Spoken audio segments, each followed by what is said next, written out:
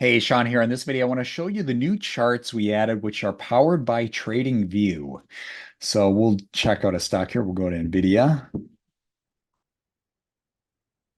And if you scroll down, you can see this is all TradingView, their charting library. You can, of course, toggle by what duration you want to see. I typically like to set to 5 years just to get a good perspective of how a stock has performed against the S&P 500. For context, S&P 500 usually returns about 80% over 5 years. You can see here, this is not common. This is out of the ordinary, but NVIDIA's 2,600%, a bit higher. You can also toggle to 10 years and more, of course, if the stock has been in the market that long.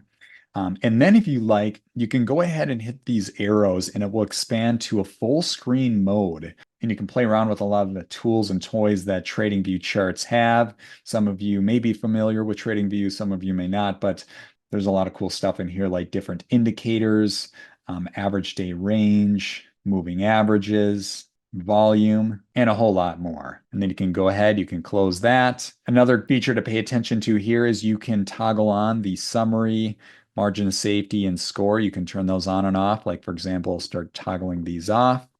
We hit apply, it gets rid of those little markers. Let's turn on summary. That way you can see the summary changes over time. Let's go ahead and turn that off. We'll go to margin of safety. See when the margin of safety changes. And then we'll go to score. You can see when those scores change as well. In my case, I like to keep those on.